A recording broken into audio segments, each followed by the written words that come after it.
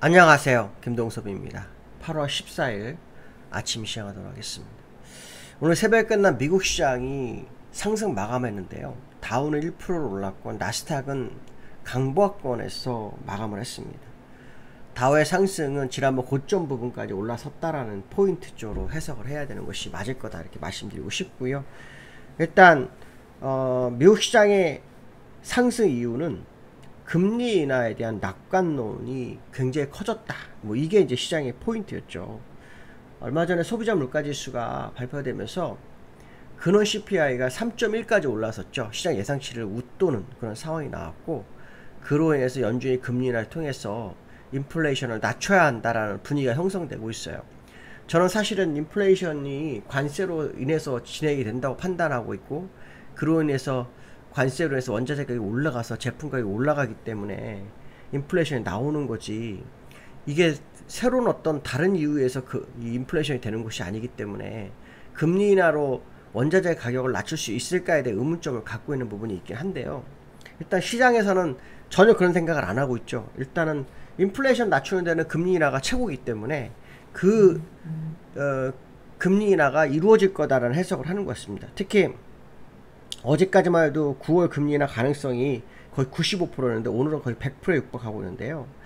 미국의 재무부 장관이 스캇 벤센트가 이런 얘기를 합니다. 9월 달에 빅컷을 해야 한다. 빅컷을 이렇게 얘기를 합니다. 그리고 향후 1.75bp까지 내려야 된다. 사실 그 시장에서 금리 인하가 될지 안 될지도 연준은 사실 대답을 안 했어요. 근데 소비자 물가지수가 높아졌고, 그로 인해서 이제 분위기가 고조되고 있고, 또 연준 내부에 스티븐 미란이라는 사람이 새로 이사가 들어가면서 미셸 보우만이나 크리스토퍼 월러와 함께 금리를 요구하는 그런 상황이 나오니까 금리가 커질 거다 이런 해석을 좀 하는 것으로 좀 보이고 있는데요. 시장에서는 일단 9월 금리 인하를 기정사실이고 이제 인하 폭이다라는 생각도 하는 것 같습니다. 근데 저는 연준이 정말 금리 인하 할까에 대한 의문점을 많이 갖고 있습니다.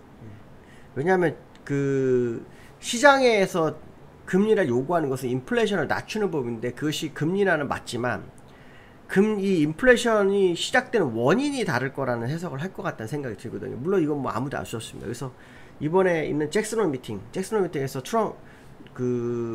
파월의 발언을 한번 봐야 될 것 같습니다. 파월이 정말 금리 인하에 대해서 예의주시해서 보는 건지, 아니면 관세를 또 짚고 넘어가는지, 이거에 따라서 이 분위기가 형성되지 안 될지 결정이 될 수 있다 이렇게 판단하고 있고요. 어쨌든 뭐 금리나 기대감이 시장을 끌어올리습니다. 상호관세가 일부 끝나고 난 다음에, 그쵸? 8월 7일부로 이제 모두 이제 매겼잖아요. 물론 중국과는 90일 유예를 해서 11월 9일까지인가요? 연장을 했지만, 일단 관세가 진행이 되고 있는 상황이고, 이제 본격적으로 관세가 되기 전에 금리 인하를 통해서 뭔가 시장 방어를 하겠다라는 트럼프의 생각인 것 같습니다. 근데 트럼프는 그게 아니라고 얘기하고 있지만, 그렇지 않다면 굳이 지금 금리 인하를 할 필요가 없죠. 정상적이라고 하면 관세로 인해서 파생되는 상황을 지켜보는 게 정답이죠. 그게 정답이고, 그 이후에 관세 문제를 연준에 맡겨야 되는 건데, 트럼프가 막 요구하는 그런 상황이 있고요. 또 오늘은 AMD가 5% 오르고 애플 1.6% 오르면서 시장을 좀 방어하는 그런 케이스가 있는데요. 얼마 전에 트럼프가 이런 얘기를 한 번 했어요. 고용지표 굉장히 안 좋게 나오니까 고용지표 담당자를 해고해버렸죠. 입틀막을 해버린 거예요. 그러니까 내가 원하는 지표 아니면 얘기하지 마라, 뭐 그거인지 모르겠지만 어쨌든 그런 일이 있었어요. 근데 오늘 골드만삭스에서 계속해서 관세가 경제에 부정적 영향을 미친다라는 지적을 하는 그런 발언을 하고 있거든요. 그랬더니 트럼프가 그걸 발언한 이코노미스트를 해고를 요구하고 있죠. 그러니까 교체 요구를 하고 있습니다. 그러면은 결국은 아무도 얘기하지 말라는 거죠. 경제 자기만 얘기하고 때. 이거는 잘못된 거죠. 뭔가가 이해가 안 되는 부분인데, 트럼프는 자기가 생각하는 거와 반대 얘기하는 사람 무조건 거기에 대해서 뭐 제재를 가하거나, 그쵸? 언론으로 뭔가 얘기를 하든가 뭐 이런 식의 계속 행동을 하고 있는데, 이거는 정말 잘못된 것 같습니다. 왜냐하면 객관적이지 않잖아요. 네, 객관적이지 않다. 근데 또 시장은요, 금리나 기대감 뭐 이런 거에 발언은 또 그대로 반영하는 거 보면 아주 특이하다 이렇게 말씀드릴 수 있고요. 어쨌든 미국 시장의 관전 포인트는 그겁니다. 금리 인하 쪽으로 분위기가 형성되고 있는 상황, 그것이 9월에 현실적으로 다가올 건지 아닐지는 이번 잭슨 미팅에서 결정나겠죠. 뭐 9월이니까 어차피 한 달밖에 남지 않았으니까요. 그 분위기를 시장을 이끌어갈지는 좀 더 지켜봐야 될 것 같습니다. 다우와 나스닥의 흐름을 보시면요, 차트상으로 다우는 갖다 붙였습니다. 굉장히 중요한 자리에서 살려냈습니다. 여기서 무너졌으면 한번 확 밀리는 자리였는데 일단 그 자리까지 올라온 상황이 됐습니다. 오늘 밤 돌파를 하는지 안 하는지 그것도 한번 지켜볼 필요성이 있는 그런 흐름이죠. 그렇죠. 이제 월봉상으로 보면은 갈 수 있는 공간도 그렇게 많지가 않습니다. 이걸 뚫어야 되거든요. 46,700 정도를 뚫어야지 진짜인데, 현재 상황으로는 쌍대 정도의 위치에 있잖아요.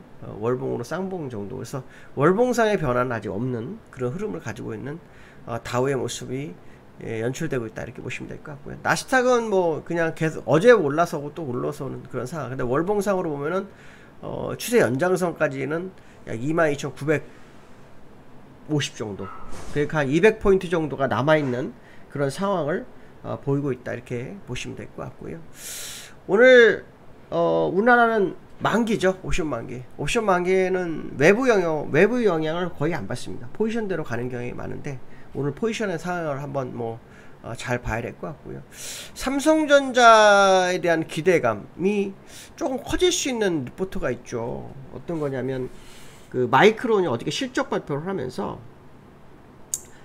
그 분기 가이던스를 높였어요. 이유는 뭐냐면 디램 가격이 개선되고 있다라는 이유로 올렸어요. 근데 이 이후 실제로 3분기 서버를 중심으로 해서 다수의 CSP 업체들로부터 디램 초과 수요가 접수됐다, 이렇게 얘기를 합니다.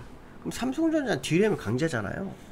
제가 이제 삼성전자를 겨냥한 리포트는 아니지만 디램 가격 오르면 삼성전자의 기대감이 또 올라올 수 있나, 이런 생각을 한번 해보고 있습니다. 지금 저항대에 걸려있는 흐름이잖아요. 저항대 걸려있는 흐름인데 뭔가 이걸 뚫으려면 이벤트가 있어야 되는데 그 이벤트가 이건가에 대한 부분이, 이거는 사실 어저께 나온 뉴스거든요. 어저께 나온 뉴스인데 사실 어저께 반영을 별로 안 했어요. 그러니까 이 부분도 좀 특이하다, 뭐 이런 말씀 드리고 싶고요. 어쨌든 삼성전자가 그 HBM에서 따라붙기 시작하면서 디램에 대한 수요에 대한 기대감이 나오는 거 보면 상당한 의미를 부여하는 시점에 도달한 것만은 맞지 않을까, 뭐 그런 생각이 들고 있고요. 또 뭐 오너 리스크마저도 해결이 된 상태잖아요. 그렇다면 이제 삼성전자는 저점 매수가 유효한 상황이다. 물론 이제 저점 부분이 어디가 저점이냐의 싸움인데, 보통 경우는 이제 이런 저항대에 맞게 되면 상당한 조정을 주면서 옆으로 기어서 올라가든가 그런 식으로 옆으로 행보하면서 뭐 쓰리봉을 만들면서 가든가 이런 모습이 있기 때문에 만약에 요 근처 어디가 중요한 자리라고 한다면 이 디램 수요 뭐 이런 것들이 삼성전자에 상당히 의미를 부여할 수 있지 않을까, 그런 생각이 듭니다. 근데 사실 어제 같은 날 날랐어야죠. 어제 못 날린 거 보면 좀 그것도 좀 이해가 안 된다. 어쨌든 재료상으로는 삼성전자가 나쁜 쪽으로 흘러가지 않는, 뉴스 쪽으로는 흘러가지 않는 흐름이 있는 것 맞다라는 해석을 해야 될 것 같고요. 코스피 어저께 삼성전자 어저께 수급이 어떻게 됐죠? 외국인만 83만 주 어저께 샀었네요. 그 다음에 이제 코스피를 보시면 코스피가 지금 계속 여기 싸움을 하고 있죠. 일단 어저께 3224 일단 올라섰어요. 오늘 또 어떤 모습이 나올지 봐야 하는데 어저께 외국인들 수급이 굉장히 컸죠. 기관은 어저께 매도를 계속 진행하고 있고요. 외국인은 어저께 7천억 이상 매도했고 프로그램이 4천억, 1조 7천억이죠. 선물까지 다 1조 5천억 정도 매수를 해서 시장을 방어하는 흐름을 보이고 있는데요. 외국인의 흐름을 계속 지켜봐야 될 상황이 됐습니다. 요즘 외국인이 시장을 받쳐주고 있죠. 물론 근데 이렇게 매도하는 날도 생깁니다. 근데 이게 외국인은 항상 원웨이가 주 방향이거든요. 무슨 말이냐면 매도를 하거나 매수를 하거나 한 방향 스탠스를 갖는 게 외국인인데 요즘은 퐁당퐁당이 좀 들어오고 있어요. 이게 좀 이해가 안 되는 부분이거든요. 퐁당퐁당 들어오는 것은 추세가 바뀔 때 나타나는, 물론 여기 지금 매수가 쭉 들어왔다 한번 매도 왔다가 매수로 오는 거, 요건 좋아하는데 그 다음부터는 퐁당퐁당이 들어왔는데 어제만 대량 매수가 있었거든요. 이걸 보면은 외국인도 지금 시장에 대해서 약간 불안한가? 뭐 이런 생각도 듭니다. 왜냐면 항상 한 원웨이 쪽으로 들어오다가 퐁당퐁당 들어오면 방향이 바뀌는 경향이 있거든요. 그런 부분도 한번 확인해 볼 필요성이 있겠다, 이런 말씀 드리고 싶고요. 오늘은 아까 말씀한 것처럼 만기예요.